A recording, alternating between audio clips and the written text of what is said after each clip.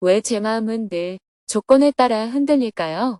2026년 1월 19일 인도네시아 홍수 피해 긴급 구호 3일째 반다아체 출발. 안녕하세요. 오늘은 인도네시아에 긴급 구호 활동을 하러 온 지 3일째 되는 날입니다. 스님은 구호 활동을 마무리하고 인도네시아에서 말레이시아로 이동했습니다. 스님은 새벽 기도와 명상을 마친 후 오전 7시에 숙소에서 아침 식사를 했습니다. 식사를 하며 박진아 JTS 대표와 이번 인도네시아 긴급 구호 활동에 대해 간략히 평가 회의를 한 후 9시에 숙소를 나왔습니다. 공항으로 가기 전에 비레웬 시내 중심에 위치한 건축자재 가게를 방문했습니다. 가게 주인은 아미르님의 매부로 이번 긴급 구호 물품의 운반을 도와주었습니다. 급하게 많은 물건을 피해 지역으로 옮겨야 했는데 물심양면으로 도와준 덕분에 배분을 잘 마칠 수 있었습니다. 스님은 감사의 마음을 전하고 운반 비용을 정산했습니다. 아미르님은 이번 긴급 구호 활동을 위해 친척과 가족들까지 발벗고 나서도록 독려하였습니다. 이어서 구호 활동 후 남은 물품들을 보관 중인 창고로 향했습니다. 이 창고 역시 아미르님이 JTS를 위해 빌려준 곳입니다. 스님은 창고에서 보관하고 있는 물품들을 하나씩 세어 개수를 확인했습니다. 손수레, 삽, 괭이, 밀대, 장갑 등 모두 120여 개씩 남아 있었습니다. 남은 물품들은 이곳에 잘 보관하고 있다가 2차 지원을 할 때 주민들에게 나눠주기로 했습니다. 함께 기념사진을 찍은 후 9시 50분에 비레웬을 출발하여 반다아체 공항으로 향했습니다. 시글리에 이르자 스님이 제안했습니다. 그래도 섬나라에 왔는데 바다를 한번 보고 갑시다. 스님은 지도를 보며 아미르님에게 도로 가까이에 있는 바다로 길을 안내했습니다. 고속도로를 벗어나 시골길을 달리자 곧 멀리 바다가 보였습니다. 자, 수마트라 바다입니다.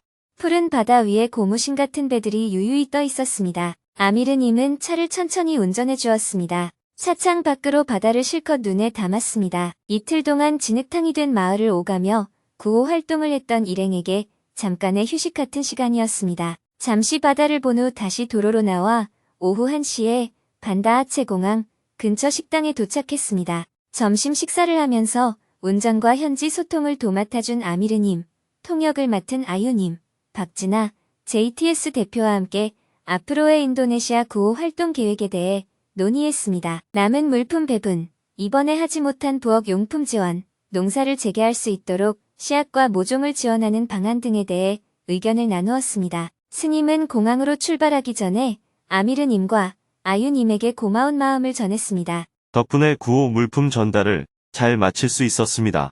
앞으로도 할 일이 많으니 잘 부탁해요.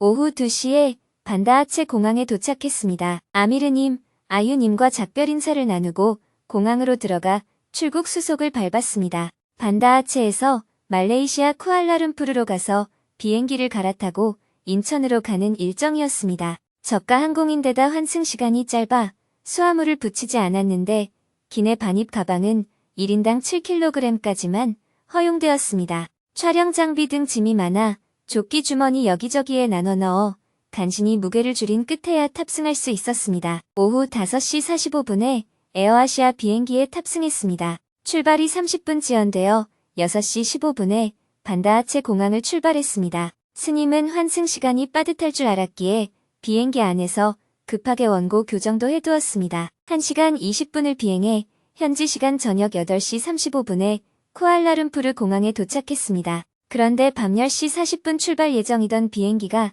6시간이나 지연되어 새벽 4시 45분 출발로 바뀌었습니다. 예기치 않게 공항에서 밤을 보내게 되었습니다. 짐 찾을 시간도 없다고 했더니 갑자기 여유가 생겼네요. 스님이 웃으며 말했습니다. 빵으로 간단히 저녁 식사를 하고 식당 한쪽 구석에 누워 잠시 눈을 붙였습니다. 내일은 새벽 4시 45분에 쿠알라룸푸르를 출발하여 한국으로 돌아갈 예정입니다. 오늘은 법문이 없었기 때문에 작년 7월 싱가포르에서 열린 행복한 대화, 증문즉설 강연에서 스님과 질문자가 나눈 대화 내용을 소개하며 글을 마칩니다. 왜 제 마음은 늘 조건에 따라 흔들릴까요? 저는 삶이 힘들 때마다 증문즉서를 보며 마음을 다잡아가는 중생입니다. 한국 사회의 지나친 비교 문화와 나이를 중시하는 문화가 싫어서 외국에 나가 살아보겠다는 생각으로 싱가포르에 왔습니다. 해외살이가 마냥 좋지만은 않을 거라 각오하고 왔음에도 요즘은 다시 한국에 돌아가고 싶습니다. 그저께까지만 해도 그랬는데 또 오늘은 싱가포르에서 살만하다는 생각이 들고 외국인 동료들과 일하는 것도 즐겁습니다. 제 마음은 이렇게 회사 상황이나 주변 조건에 따라 계속 오락가락합니다. 날씨가 더운 날에는 더워서 못 살겠다, 다른 나라로 가야겠다 하다가도 곧바로 다른 나라 간다고 뭐가 다를까?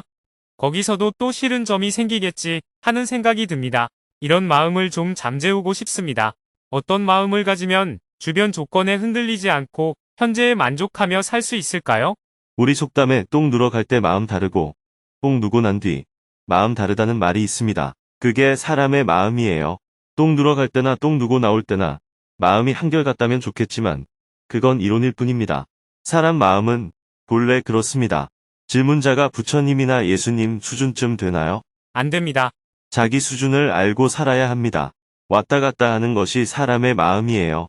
그런데 이 마음이 원래 오락가락한다는 걸 알면 오히려 덜 흔들리게 됩니다. 도저히 같이 못 살겠다 하다가도 내일 아침이 되면 마음이 바뀌고 한국에 가야지 했다가도 다음날이면 생각이 달라집니다. 부부도 싸울 때는 이혼하자고 하지만 다음날이면 마음이 달라져요.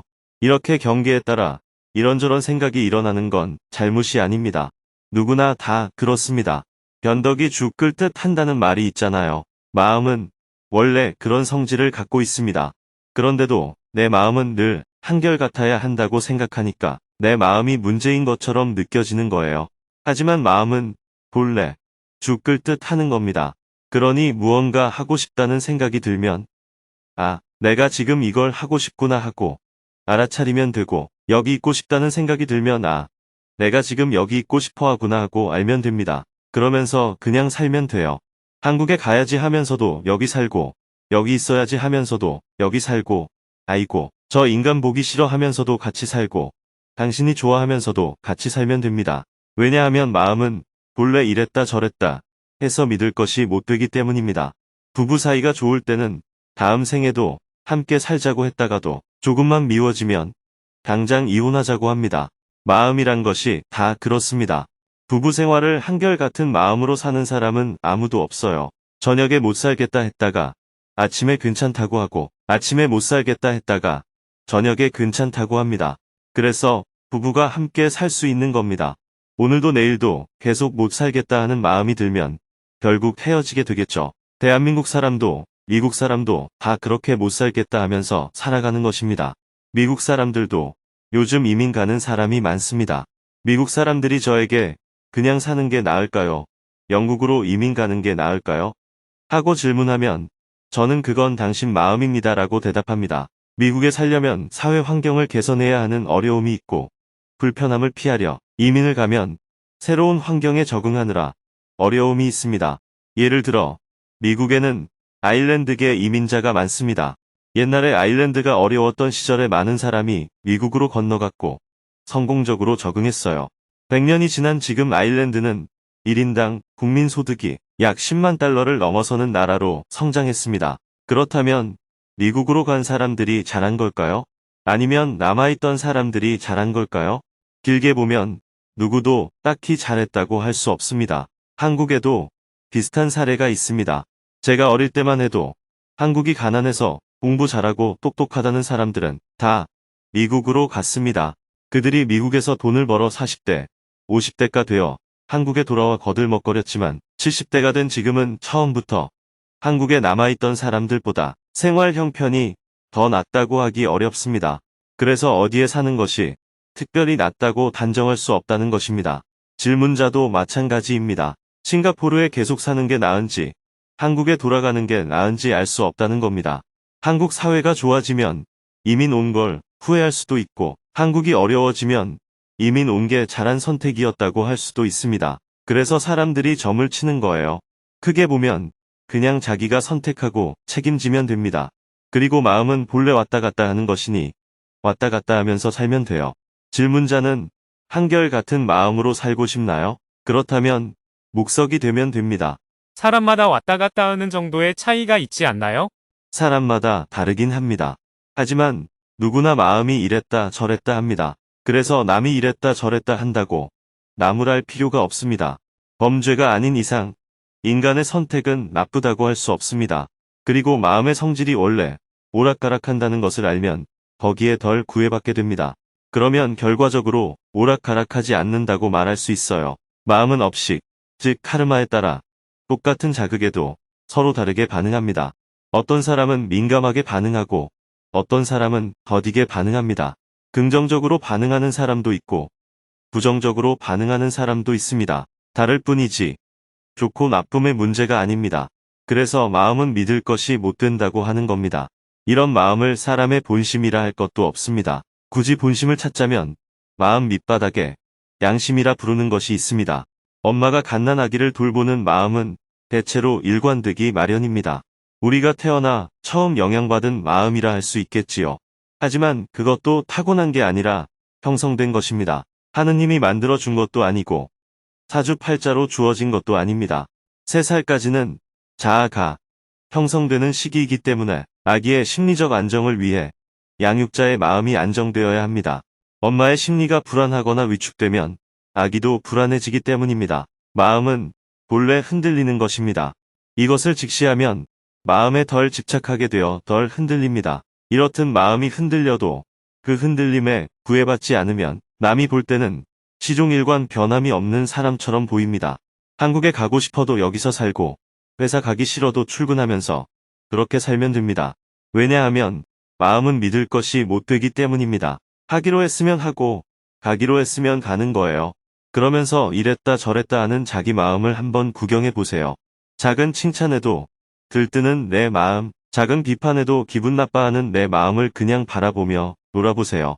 영화보다 더 재미있습니다. 자기 마음을 있는 그대로 계속해서 보다 보면 결과적으로는 왔다 갔다 하는 마음에 구애받지 않는 삶을 살게 됩니다. 감사합니다. 잘 알았습니다.